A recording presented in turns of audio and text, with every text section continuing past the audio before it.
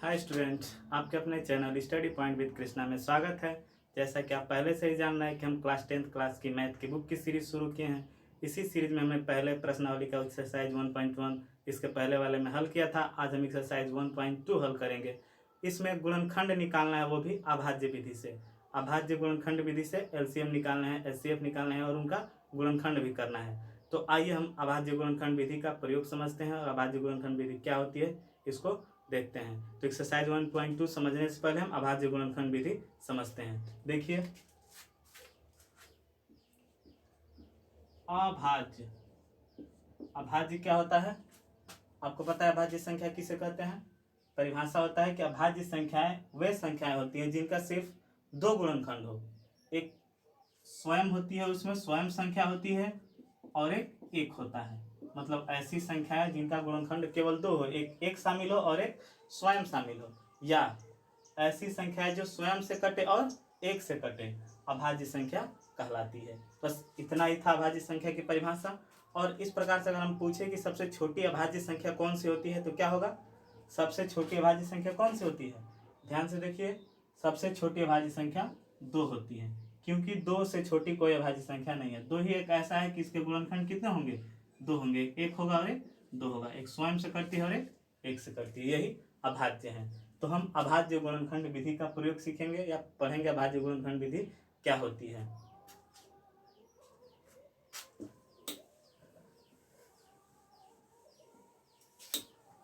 देखिए, अभाज्य गुणनखंड क्या होता है। मान लीजिए हमें 70 का गुणनखंड करना है। 70 का गुणनखंड तो हम क्या करते हैं? सबसे पहले छोटी संख्या है 2 से भाग देंगे। कितनी बार जाएगा? 35 बार। फिर 2 से देखेंगे, नहीं जाएगा। 3 से देखेंगे, 3 से नहीं जाएगा। 4 से, फिर 5 से। ये 5 से कटेगा तो ये हो जाएगा 7। फिर 7 से भाग देंगे, कितनी बार जाएगा? 1 बार जाएगा। तो यही हो गया 70 का गुणनखंड। क्या क्या हो गया? 2 गुणे 5 गुणे 7। इन्हें ही बोलते हैं अभाज्य गुणनखंड। इन्हें बोला जाता है अभाज्य गुणनखंड। अभाज्य गुणनखंड क्यों बोला जाता है? ध्यान से देखिए, प्रत्येक संख्या इसमें अभाज्य संख्या होती है। 2 भी अभाज्य संख्या है, 5 भी और 7 भी। इन सभी का गुणनखंड केवल एक और मतलब स्वयं बनेंगे और एक से कटेंगे, इसलिए इन्हें अभाज्य गुणनखंड कहा जाता है। अब हम सीखेंगे अभाज्य गुणनखंड विधि द्वारा लसप और मसप निकालना। तो डायरेक्ट हम प्रश्नावली 1.2 शुरू करते हैं। वहीं पे प्रश्नावली भी हल होगा और हम समझ भी लेंगे। तो एक्सरसाइज 1.2 में है, क्या कह रहा है? निम्नलिखित संख्याओं को अभाज्य गुणनखंड के गुणनफलों के रूप में व्यक्त करना है। पहले में भी एलसीएम में से कुछ नहीं निकालना है, बस इन्हें अभाज्य गुणनखंड के रूप में दर्शाना है। अभाज्य गुणनखंड के रूप में दर्शाना है। अभाज्य गुणनखंड के रूप में इसे बस दर्शाना है। पहला क्वेश्चन है 140। पहला है 140। 140 को क्या करना है? तो अभाज्य गुणनखंड करना है। अभी हम बताएं 140 का अभाज्य गुणनखंड कैसे करेंगे। पहले 140 में 2 से भाग देंगे, 2 7 14। फिर 2 से देंगे 35। फिर 3 से जाएगा नहीं, सीधे 5 से जाएगा 7। फिर 7 से 1। इधर वाले को अभाज्य गुणनखंड कहते हैं और इसी को यहाँ पे लिख देना है। तो क्या हो जाएगा? 2 गुणे 2 गुणे 5 गुणे 7। इसको आप चाहें तो मिटा सकते हैं, क्योंकि ये साइड में कहीं किया जाता है।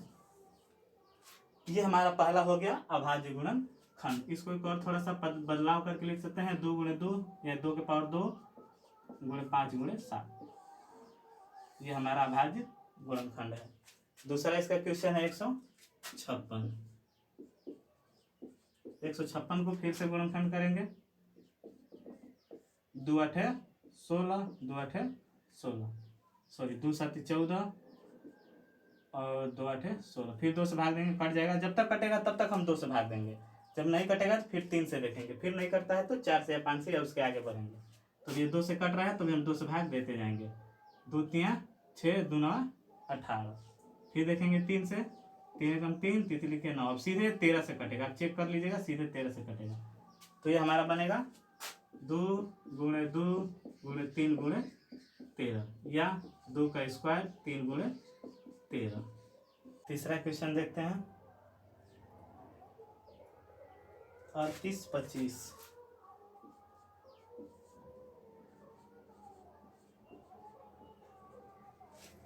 38 25 का रिजल्ट कहीं गुणनखंड कर लेते हैं।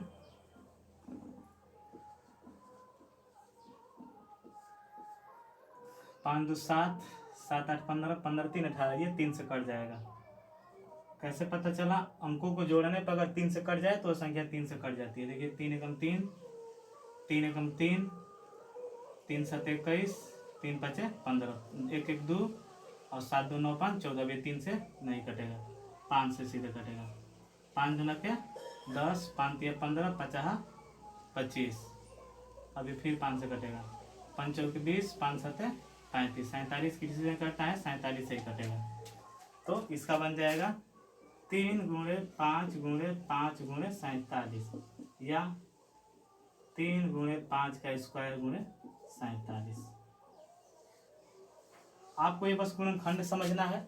गुणनखंड समझना यही है कि सबसे पहले हम छोटी संख्या से भाग देते हैं, 2 से देंगे, फिर 3 से देंगे, 4 से नहीं देते हैं। क्यों?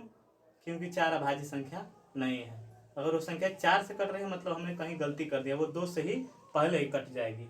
इसीलिए 2 से देंगे, 3 से देंगे, 5 से देंगे, 7 से देंगे। अभाज्य संख्या से ही हमेशा भाग दिया जाता है।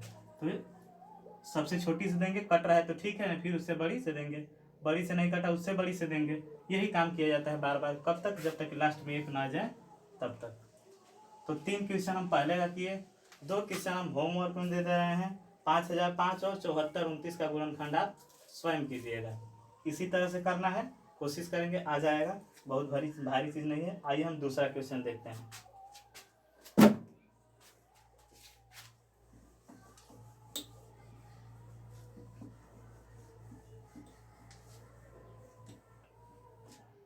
दूसरा क्वेश्चन है कि HCF और LCM निकालना है और जांच करना है कि दो संख्याओं का गुणनफल बराबर होता है HCF गुणे LCM का। देखिए पहले तो हमें HCF और LCM निकालना सीखना है। पहला हमारा काम है HCF और LCM निकालना। HCF और LCM कैसे निकालते हैं? वो भी अभाज्य गुणनखंड विधि से। दो संख्याएं दिया है 26 और 91। 26 और 91 के बीच HCF और LCM निकालना है। इसको अभाज्य गुणनखंड विधि से करना भी है। तो 26 का अभाज्य गुणनखंड कितना होगा? 26 में 2 से भाग देंगे 13 और 13 से एक बार में कट जाएगा, यानी कि 2 गुणे 13। उसके बाद 91 का कितना होगा? 91 में भाग देंगे, 7 से कटेगा सीधे 13 बार में, मतलब कि 91 हो जाएगा। ये कट गया, यानी कि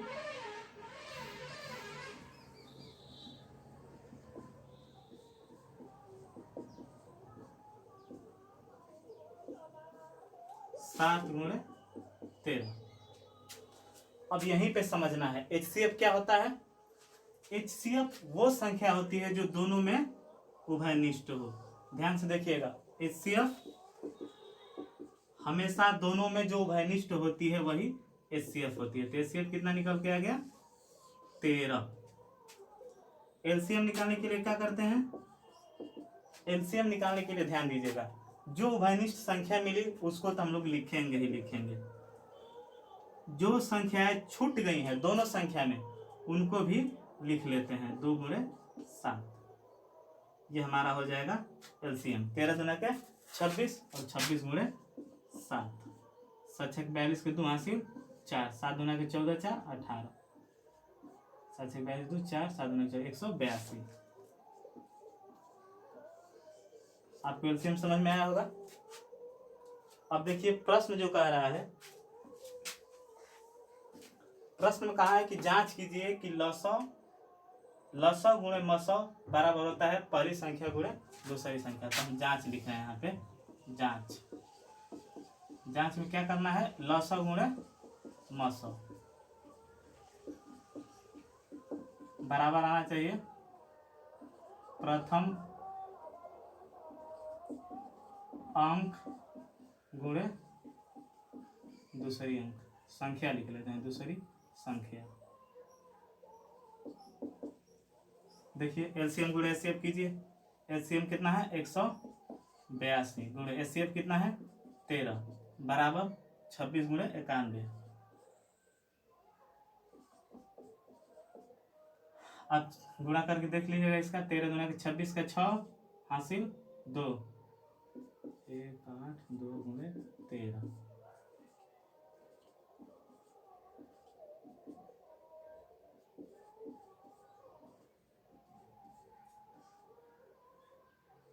23 66। इसका भी गुणा कीजिएगा। इसका भी 91 गुणे 26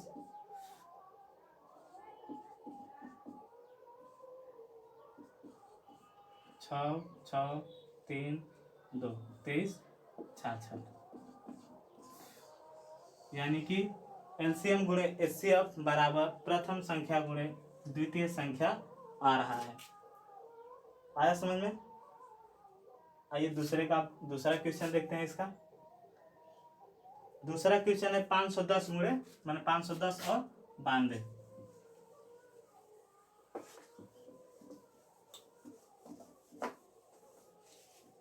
510 और 92।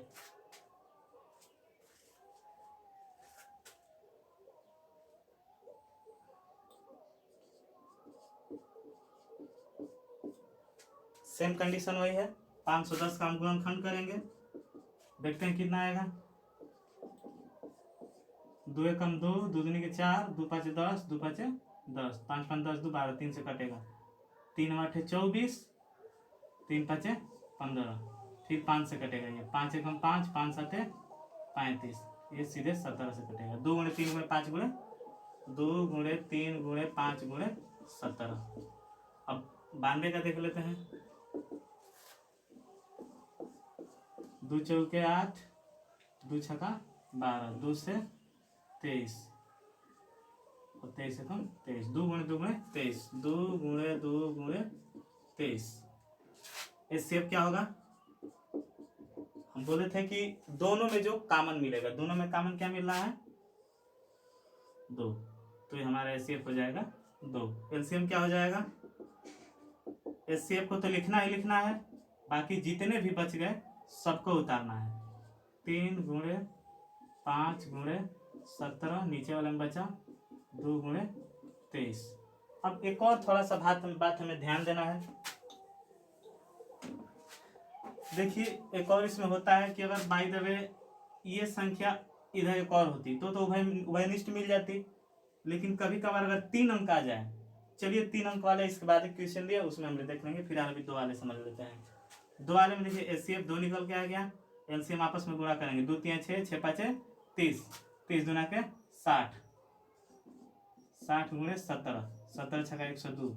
उसके बाद 23 से गुणा करेंगे 3 0 0 3 दूना के 6 3 0 0 3 एकम 3 2 0 0 2 दूनी के 4 2 0 0 2 2 तो 0 6 4 3 2 23 460। ये आ रहा है 23 460।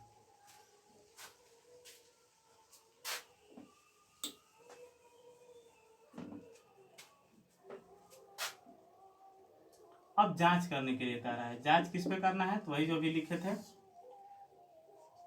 एलसीएम गुणे एचसीएफ बराबर प्रथम संख्या गुणे दूसरी संख्या। करिए एलसीएम गुणे एचसीएफ लिखेंगे तो 23 460 23 460 गुणे 2 इधर आया कितना 510 गुणे 94 510 गुणे 94। हल करते हैं, ये आ जाएगा 2 0 0 2 छक्का 12 के 2 हासिल 1 2 चौके 8 1 9 और 23 गुना के 46। आप इसको भी हल कीजिएगा, ये भी 46 920 आ जाएगा। आशा करते हैं क्वेश्चन समझ में आ रहा होगा। करना कुछ नहीं है, बस गुणनखंड करना है और जो दोनों में कॉमन मिल जाए वो मसप्पा कहलाता है। और उसको छोड़ देने के बाद जितने भी कॉमन नहीं मिले थे उन सभी का भी आपस में गुणा कर देने पे लसप्पा प्राप्त हो जाता है। उसके बाद ये कंडीशन दिया है कि बताइए कि लसप्पा गुणे मसप्पा बराबर प्रथम संख्या गुणे दूसरी संख्या हो रहा है कि नहीं। इस पे रख के बस हम जांच कर दे रहे हैं, तो देख रहे हैं कि हर जगह बराबर आ जा रहा है, और कुछ नहीं था। बाकी क्वेश्चन बहुत आसान थे। आइए आगे चलते हैं। आगे अब 336 गुणे 54 है।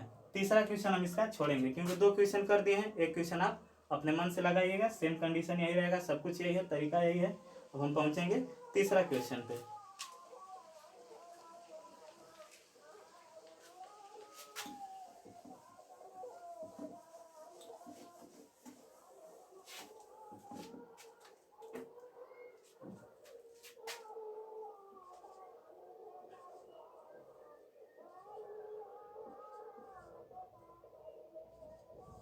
तीसरा क्वेश्चन भी HCF और LCM निकालना है। इसमें भी HCF और LCM ही निकालना है। देखिए ये भी क्वेश्चन बहुत आसान है, सेम तरीका। ये 3 क्वेश्चन इसमें भी दिया है, 2 हम करेंगे, 1 आप लोग करेंगे। तो 12, 15 और 21 के बीच में निकालना है। पहला है 12, 15 और 21। 12 और 15 और 21 के बीच में निकालना है। इसको भी अभाज्य गुणनखंड विधि से ही हल करना है। तो हम क्या करेंगे, पहले 12 लिखेंगे, फिर 15 लिखेंगे और 21 लिखेंगे। 12 का गुणनखंड, अब हम लोग 10 क्लास में पढ़ रहे हैं तो आप डायरेक्ट भी कर सकते हैं। 2 तिया 6 और 6 दूना के 12, यानी कि 2 गुणे 2 गुणे 3 होता है। आप चाहें तो निकाल के देख सकते हैं। 15 का होता है डायरेक्ट 3 गुणे 5 और 21 का होता है 3 गुणे 7। देखिए HCF क्या होगा, जब 2 अंक था तो 2 अंकों में जो कॉमन मिले वही HCF होता था। लेकिन अब 3 अंक दिया है तो तीनों अंकों में कॉमन मिलना चाहिए। देखिए तीनों अंकों में क्या कॉमन मिला, 3, तो HCF हमारा क्या हो गया, 3। मसा पर कितना निकल के आया, 3। LCM क्या होगा, सेम उसी की तरह जो कॉमन मिला है HCF उसको तो लिखेंगे ही लिखेंगे, बाकी जितना छूट गया था सबको उतार लेंगे, गुणा कर देंगे। 3 दूना के 6, 6 दूना के 12, 12 पच्चीस 60, 60 साथे 420। एलसीएम कितना निकल के आ गया, 420। आया समझ में, बहुत आसान तरीका है। उसी तरीका से इसको भी करना था। एक हम चीज बताना चाह रहे हैं आपको, वो भी अगले क्वेश्चन में बता देंगे। आइए देखते हैं इसका अगला क्वेश्चन। 17, 23 और 29।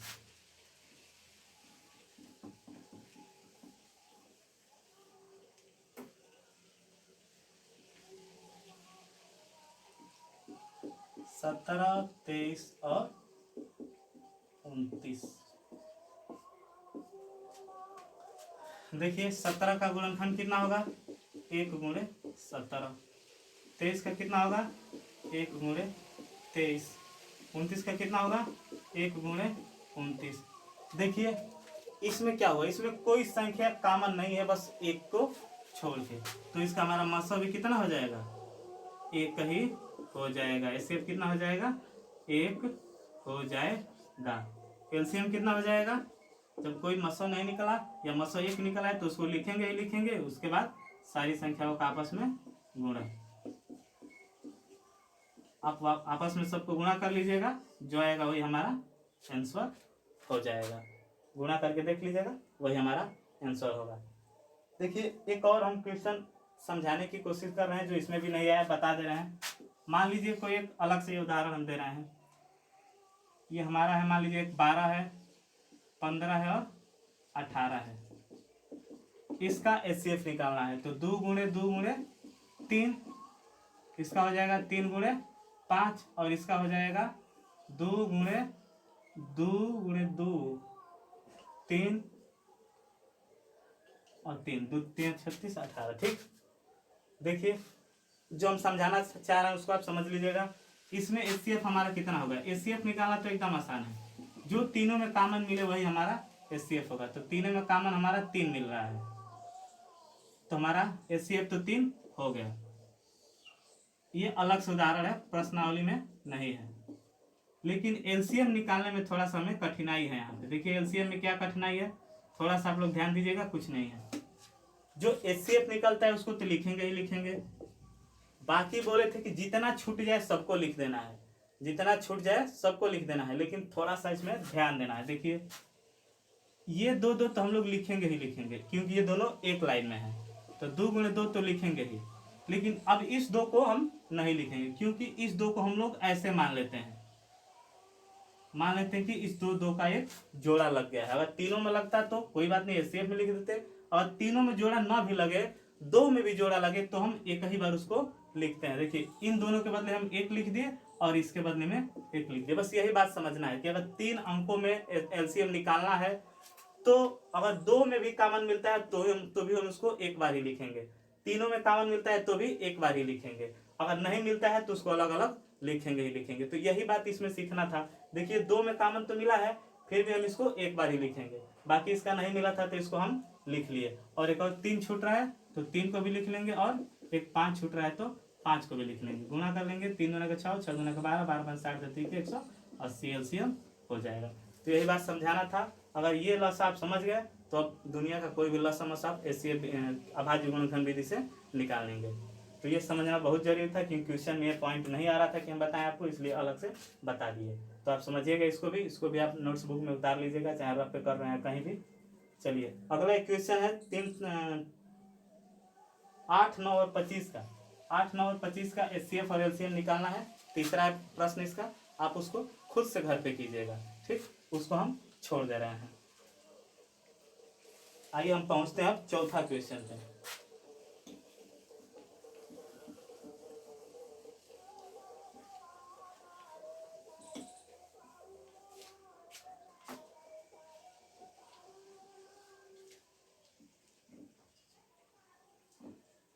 चौथा क्वेश्चन कह रहा है कि एचसीएफ 306 और 657 बराबर 9 दिया है। देखिए कह रहा है कि 306 और 657 का एचसीएफ दे दिया है कितना, 9 दिया है। तो 306 और 657 का लसप या एलसीएम निकालना है। बहुत ही आसान है क्वेश्चन। इसके पहले हम लोग पढ़ चुके हैं कि जब दो संख्याओं का लसा गुणे मसा दे दिया हो और पहली संख्या गुणे दूसरी संख्या दिया हो तो हम उसका आपस में कोई भी संख्या निकाल सकते हैं। जैसे हम लोग जानते हैं कि प्रथम संख्या गुणे दूसरी संख्या का मान बराबर होता है एचसीएफ और एलसीएम के। तो यहीं से हम कर लेंगे। प्रथम संख्या कितना दिया है 306 गुणे दूसरी संख्या 657 बराबर एचसीएफ दे दिया है 9 और एलसीएम निकालना है। तो एलसीएम बराबर क्या हो जाएगा 306 गुणे 657 बटा में 9, भाग दे दीजिए, देख लीजिए कितना आंसर आएगा। तितली के 9, 3 दहा में 30 और 3 दूना के 6, तितली के 9, 3 चौके 12, 34 गुणे 657। आप इसको हल कीजिएगा, जो मान निकल के आएगा वही हमारा उत्तर हो जाएगा। आप इसका गुणा कर लीजिएगा, जो आएगा वही हमारा उत्तर हो जाएगा। एकदम करेक्ट आंसर है।